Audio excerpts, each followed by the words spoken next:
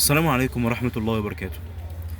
عايز احكي لكم يا جماعة قصة كده، يعني العبرة منها انا باخدها النفس الاول، وانا والله لله عايزك تعرفها انت كمان. كان في واحد في العصر الاموي اسمه الحجاج ابن يوسف الثقفي. لو انت حابب تدور عنه ولا حاجة عشان خاطر تزود من معرفتك يعني. الراجل ده كان في العهد الاموي، فطبعا يعني انت حتى لما تيجي تدور على يعني سيرته عاملة ازاي، يقول لك يسمى بالمبير او المبير، يعني الشخص المبيد. حتى من وصفه يقول لك كان رجلا سفاحا سفاكا للدماء. الراجل ده يا جماعة قتل عدد من الصالحين وعدد من الصحابة. تخيل واحد يقتل واحد من الصحابة، شفت؟ وكان مسلم، يعني مش بقول لك ده كافر، ده كان مسلم. قتل عددا كبيرا من الصحابة وهدم الكعبة أثناء قتله لعبد الله بن الزبير. عبد الله بن الزبير ده من صغار الصحابة، تمام. ويعني طبعا سفك الكثير من الدماء زي ما قلت كده. وفي مرة داخل المسجد، يعني يحكى، يعني القصة دي انا معرفش يعني اسنادها ايه، معرفش هي صحيحة ولا لا، ولكن يحكى ان هو كان في مرة داخل المسجد فوجد صبيا يقرأ القرآن. وسبحان الله، بالرغم من سفكه للدماء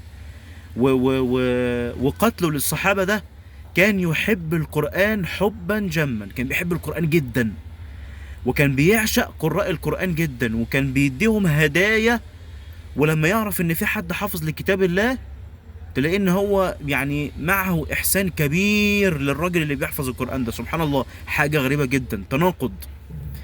المهم في مرة داخل المسجد فوجد صبي قاعد في المسجد كده، فسمع الصبي وهو عمال يقرأ في سورة النصر. سورة النصر ايه؟ اذا جاء نصر الله والفتح ورأيت الناس يدخلون في دين الله افواجا. لا سمع طبعا الطفل بيقول ايه بقى؟ اذا جاء نصر الله والفتح ورأيت الناس يخرجون من دين الله افواجا. فالحجاج لما سمع كده قال له يا ابني انها ليس يخرجون بل يدخلون، بيصحح له يعني. فالصبي بيقول له كانوا في عهد رسول الله يا حجاج يدخلون، اما في عهدك فهم يخرجون. وان هو الصبي يقول الكلمتين دول، ده كده ده هيتقتل. ان واحد يقف قدام الحجاج في الوقت ده ويجادله، معناه القتل على طول. الحجاج ده يا جماعة كان بيقولوا العلماء عليه، يعني من بعض العلماء تقريبا الامام الذهبي او حاجة زي كده، واحد من العلماء يعني، بيقول لك له حسنات في بحر ذنوبه. يعني هو كل ذنوبه، تمام، كل يعني انت لو جمعت ذنوبه كلها هتبقى عبارة عن بحر، وهو ليه حسنات في الايه، في البحر بتاعه ده، تمام. المهم من كل ده وهو بيموت الراجل ده، يعني قال حاجة غريبة جدا. قال حاجة في منتهى الغرابة لدرجة ان العلماء يعني ايه، قالوا هي اللي هتوصله لرحمة ربنا سبحانه وتعالى. قال ايه بقى وهو بيموت؟ قال زعم الناس يا رب انك لن تغفر لي وانك انت الغفور الرحيم. زعم الناس يا رب انك لن تغفر لي وانك انت الغفور الرحيم، وفاضت روحه لربنا سبحانه وتعالى. او طبعا قال شعر في نفس النطاق يعني. المهم العبرة يا جماعة من الموضوع ان رحمة ربنا سبحانه وتعالى ومغفرة ربنا سبحانه وتعالى واسعة جدا. اوعى تقول في يوم من الايام ان ربنا مش هيرحمني، او مش ربنا سبحانه وتعالى مش هيغفر لي. ربنا سبحانه وتعالى يا جماعة رحمته واسعة جدا، ومغفرة الله سبحانه وتعالى. حتى تشوف ربنا في القرآن بيقول ايه؟ ان الله يغفر الذنوب جميعا. حتى برضه في سورة آل عمران تلاقي ربنا بيقول ايه؟ تلاقي ربنا والذين إذا فعلوا فاحشة أو ظلموا أنفسهم. خلي بالك دي صفة من صفات المتقين، ويمكن احنا نزلنا فيديو قبل كده عليها. والذين إذا فعلوا فاحشة أو ظلموا أنفسهم ذكروا الله. خلي بالك كلمة فاحشة دي كلمة كبيرة جدا. يعني ربنا ما قالش مثلا والذين إذا فعلوا ذنبا، لا، ده ربنا بيقول والذين إذا فعلوا فاحشة. الفاحشة حتى تلاقي كده لفظ الفاحشة لفظ كبير ضخم كده. والذين اذا فعلوا فاحشة او ظلموا انفسهم، ما هو انت كل ما تعمل ذنب انت بتظلم نفسك، او ظلموا انفسهم ذكروا الله فاستغفروا لذنوبهم ومن يغفر الذنوب الا الله. بتلاقي بعض الناس لما بيعمل ذنب او نفسه بتضيق بيروح ينتحر على طول. ده ما عرفش ربنا، ده ما عرفش ان كل لما تقرب من ربنا كل لما حياتك تبقى في سعادة. كل لما تعمل ذنب، عملت ذنب 1000 ومليون مرة، قوم وتوب لربنا سبحانه وتعالى مليون مرة طول ما النفس موجود فيك. ليه بقى؟ إن الله يغفر الذنوب جميعا. اوعى تقول في يوم من الأيام ربنا مش هيغفر لي، اوعى تقول في يوم من الأيام إن ربنا عمره ما هيسامحني. احنا يا جماعة على فكرة يعني احنا كلنا محتاجين التوبة، احنا كلنا محتاجينها. انا اول واحد محتاجها. كل الكلام اللي انت سمعته في الفيديو ده انا اول واحد محتاجه.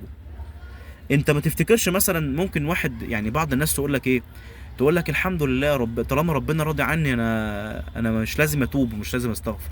لا، انت اصلا انت المفروض يعني في كل نفس تاخده تتوب لربنا وتستغفر لربنا سبحانه وتعالى. ولكن احنا ما بنعملش كده. احنا حياتنا كلها اليوم بتاعنا كله بيعدي من غير اصلا ما نذكر ربنا سبحانه وتعالى. ممكن اليوم يعدي علينا واحنا ما بنصليش اصلا. فمع الاستغفار ومع التوبة، لان التوبة دي حاجة دايما مع الانسان، مستمرة مع الانسان. كل لما تتوب لربنا سبحانه وتعالى انت تبت، ثم ابدأ ايه؟ بالاستقامة. واحد رايح للنبي صلى الله عليه وسلم بيقول له ايه؟ بيقول له يا رسول الله انصحني، يا رسول الله اديني نصيحة.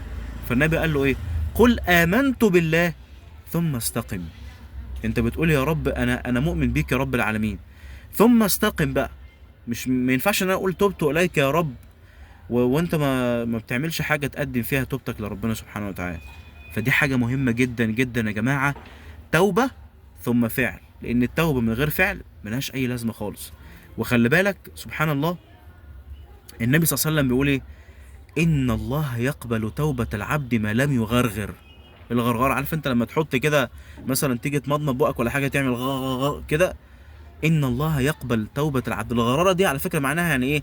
يعني الموت ما لم يغرغر، لان سكرات الموت بتكون ايه؟ لما توصل للحلق كده كده اهو بتحس ان الانسان عمال ايه؟ في حاجه محشوره في زوره، دي سكرات الموت. فالنبي صلى الله عليه وسلم بيقول إيه؟ ان الله يقبل توبه العبد ما لم يغرغر. طول ما روحك موجوده فيك طول ما التوبه موجوده. خد بالك ربنا ممكن يدي للإنسان فرصة واتنين وتلاتة وعشرة ومليون زي ما قلت، ولكن يعني إن الله لا يمهل للظالم، الظالم لنفسه أول حاجة. طبعا الظالم بقى لغيره دي حاجة تانية، أنا كلامي في الفيديو ده عن الظالم لنفسه. ما هو طالما أنت بعيد عن ربنا يبقى أنت بتظلم نفسك. الظالم لنفسه بقى يعني سبحان الله دي أقل مرتبة من مراتب التوبة، تمام؟ اقل صنف من اصناف الظلم ان انت تبقى انسان ايه؟ ذنوبك لنفسك بس. اما طبعا لو الموضوع متعلق بذنب غيرك دي حاجة مختلفة خالص، تمام؟ فيعني ما عديش عليك يوم الا وانت تايب لربنا سبحانه وتعالى، ما يعديش عليك يوم الا وانت بتحاول تقوم تاني. يا رب انا واقع. يعني في بعض الناس تقول لك ايه؟ يا رب هو انا ربنا هيقبل توبتي؟ معقولة؟ معقولة، وألف معقولة كمان. بس أهم حاجة تتوب له ربنا سبحانه وتعالى وتحاول تحوط نفسك بالصالحين، أو حتى لو ما لقيتش صالحين تبعد عن الناس الوحشة، تمام؟